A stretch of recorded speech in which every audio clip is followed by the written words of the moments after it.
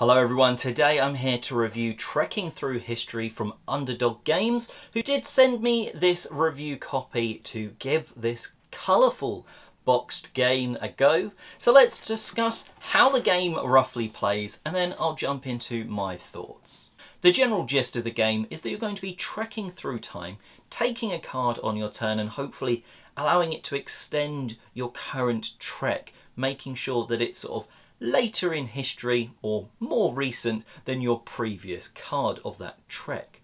Then you're going to be getting experience that's going to be getting you points and time crystals and stuff. Now, how does that all work? So on a turn you start off by choosing a card. You can choose one of 7 cards. Now we'll come back to the Ancestors card in a little bit, but the other 6 locations, 5 of which come with a special symbol, and then there's the top of the deck which you can see. Choosing one of those cards, it will have a date on it. If that date is, well, if it's your starting card it doesn't matter, but if it's another card to add to a series, to that trek, it's got to be more recent. So if it was 1951, your first card, you'd need 1952 or more recent, so 1994 is one of the other cards to go on top of that. You couldn't jump back to 37,000 BC, which is one of the other cards. So you're going to try and keep those sort of treks going by coming later in history. Now, if you don't, you're going to start a new trek and you'll just turn that pile over like a trick and put it off to the side for scoring at the end of the game. When you take that card though, the first thing you're going to do is move your clock round the timer. Now it's from 12 round like a clock, and that's how much time you have to spend going through history.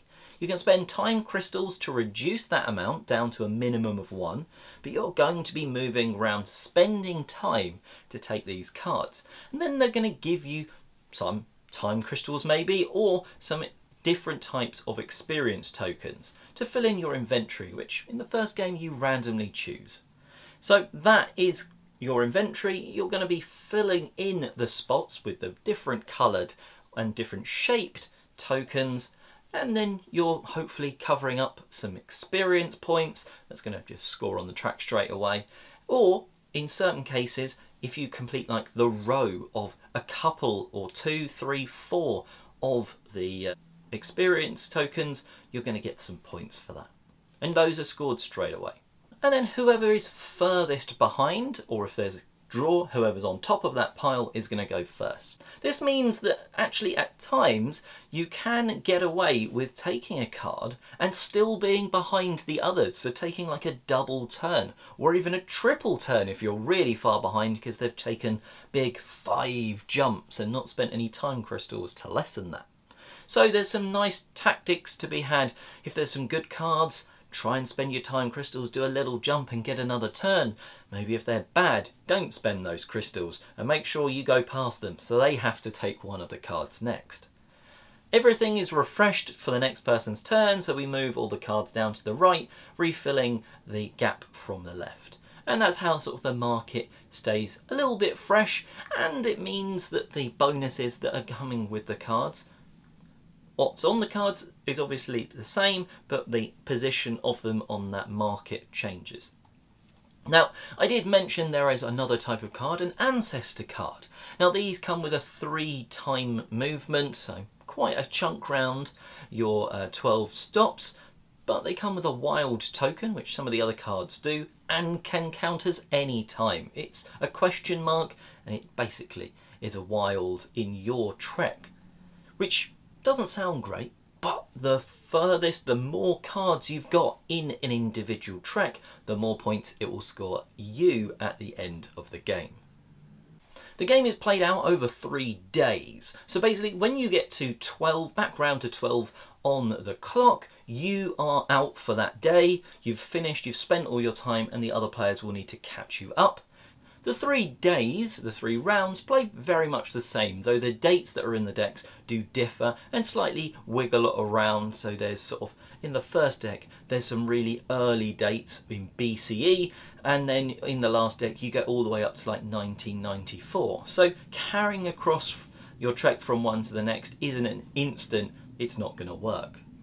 At the end of the third day, you'll combine the points you scored during the game for covering stuff up on your itinerary. You'll score 1 bonus point for any time crystals you've got left over, so if you've got a couple, it's 2 points.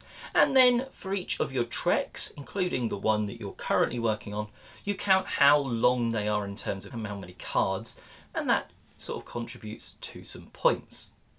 Whoever has the most points wins, and if there's a tie, whoever's got the longest trek wins. So first off, let's talk about the production quality of trekking through history. It is pretty high. Not only do you have a neoprene mat in the middle of the table that nicely rolls out and it feels just that little bit sort of more premium quality than a board, you've got these lovely sort of pink gem time crystals, and you've got a deck full of some rather spectacular art, bringing to life so many different things throughout history. Not only do they have that glorious artwork, really intuitive user interface, design, UX, whatever you want to call it, of taking these tokens, this is how much time it's going to cost you and this is the year, so you know instantly if it's going to fit in or you're going to have to start a new trek. Super simple and stunning looking. You turn them over and it tells you a little bit of information about that sort of time in history or that historical event.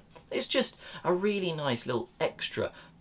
They really didn't need to add, but you know, it's gonna allow it sort of to feel a little bit like you can teach sort of maybe some younger children or whatever a little bit of history while you're actually playing. And I think that is maybe where this game is aimed at families, although there is a lot of choices here. Constantly we were determining, is it worth spending our time crystals to not go as far around the clock track, to maybe get another card sooner, or is it worth us trying to get perfectly to the 12 because you get a punctuality bonus, or should we just overshoot it for hopefully a better card?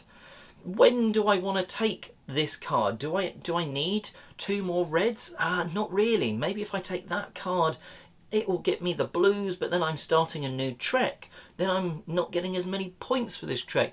There's a lot of things to consider, but there's not, while there is a lot of points on offer from a lot of different places, it never felt too overwhelming, but it always felt like your choice mattered.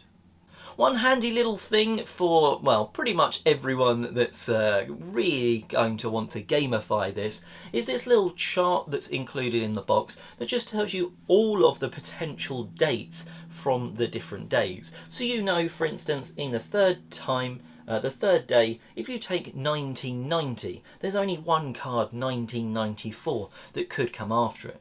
Now you've got those ancestor cards, which again is that nice choice that can help extend treks, but you're going to know if you take that card, chances are you'll have to take an ancestor, otherwise you'll start a new trek. Again, starting new treks isn't always bad, but there's a nice little caveat of if your trek is only 1 card long, it's going to lose you 3 points. If it's 2 cards long, it's worth nothing. So it feels like you really do want to get these long runs. But sometimes getting the nice run means you're not filling your itinerary very well. So it all comes round in a nice way. And things like having this just allow you to give those choices a little bit extra thinking and a little bit extra information. I think that's a really nice touch.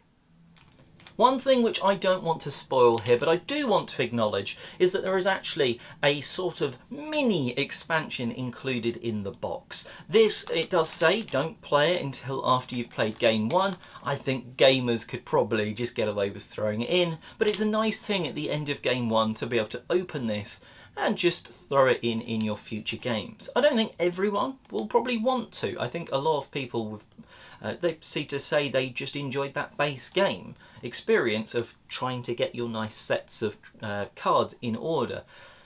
But a nice little extra expansion to throw in after your first game, it's a nice thing to mention, but I don't want to spoil exactly what it does. So overall, I think a lot of people are going to enjoy trekking through history. It is really nice production-wise. It looks very nice and vividly coloured on the table, so it's eye-catching. It's got choices without overloading anyone, which is going to make it really good for families, gateway style, entry level, that sort of games. But it has, like I say, it has choices that gamers who play many games can still find enjoyment with this one. So overall, really enjoyed the game, and I think a lot of people will as well. So check it out if you can at board game cafes, or get your own copy, and make sure you're staying subscribed here. Check out the news, reviews and stuff, and until next time, have a great day gaming.